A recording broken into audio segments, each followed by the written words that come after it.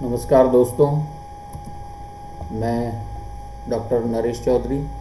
सफलता सुविद्या एजुकेशन में आपका हार्दिक स्वागत है।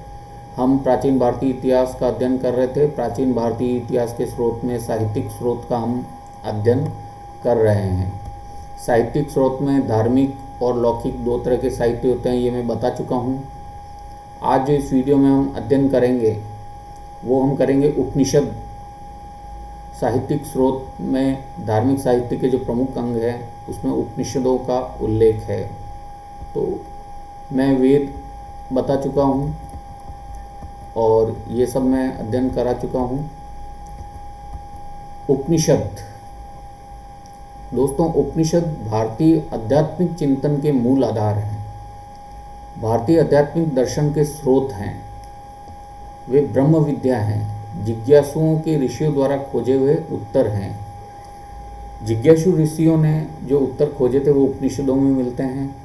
आध्यात्मिक दर्शन के स्रोत हैं। ये प्रश्न अक्सर पूछा जाता है कि भारतीय आध्यात्मिक दर्शन का स्रोत क्या है, तो उपनिषद लिखना है आपको। आध्यात्मिक चिंतन के बारे में इसमें विवरण है। उपनिषदों का शाब्दिक अर्थ है निकट बैठना। जिज्ञासु शिष्य अपने गुरु के निकट बैठकर ज्ञान प्राप्त करता था और इस प्रकार उपनिषदों की रचना हुई। 800 से 500 ईसा पूर्व के मध्य विभिन्न ऋषियों ने 108 उपनिषद लिखे हैं, यह आप ध्यान रखिएगा। और इन उपनिषदों की भाषा लौकिक संस्कृत से मिलती जुलती है। उपनिषदों में आत्म ब्रह्म के विश्लेषण के द्वारा अद्वैतवाद का निरूपण व कर्म कांड का खंडन किया है, यह आप ध्यान रखिएगा।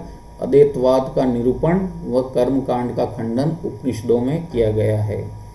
उपनिषदों के जो प्रमुख आचार्य थे वो याज्ञवल्क्य, आरुणि, श्वेतकेतु और उद्दालक रहे हैं, यह आप ध्यान रखिएगा। मुख्य उपनिषद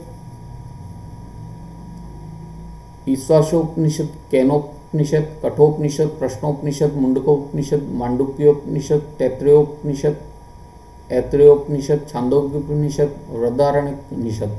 तो ईश, केन, कट, प्रश्न, मांडुक्य, तैत्तिरीय, ऐतरेय, छांदोग्य, बृहदारण्यक, इस तरह से आप इनको याद कर सकते हो। और 8वीं ईस्वी के दार्शनिक शंकराचार्य ने अपने ख्यात ग्रंथ ब्रह्मसूत्र में इन 10 के अलावा श्वेताश्वत्रोपनिषद भी शामिल किया है। ये प्रश्न भी पूछा जा सकता है।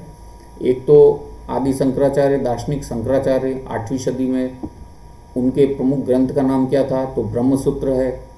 और उपनिषदों में जो 10 उपनिषदों के अलावा जो एक और शामिल किया था उसका नाम भी पूछा जा सकता है, तो आपको ये ध्यान में रखना है। आपने प्रमुख मंत्र अस्तोमा सदगमय तमसोमा ज्योतिर्गमय सुना होगा। यह बृहदारण्यक उपनिषद से लिया गया है, यह प्रश्न भी पूछा जा सकता है। अच्छा, भारत का प्रसिद्ध आदर्श वाक्य जो भारतीय कानून में अक्सर प्रयोग में होता है, सत्यमेव जयते, मुंडकोपनिषद से लिया गया है। हमारा जो लोगो है उस पर भी सत्यमेव जयते लिखा हुआ है।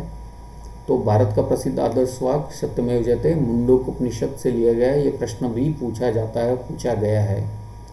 प्रश्न मांडुक्य, केन, तैत्तिरीय, ऐतरेय, छांदोग्य, बृहदारण्यक और कौशितकी उपनिषद गद्य में है और केन, ईश, कट, श्वेताश्वतर उपनिषद पद्य में है।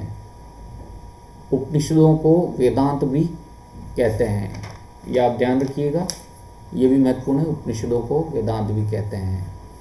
तो इस प्रकार हमने आज उपनिषदों का अध्ययन किया। तो बने रहिए सफलता सुविद्या एजुकेशन के साथ। अगले वीडियो में अन्य साहित्यिक स्रोत का हम अध्ययन करेंगे। धन्यवाद।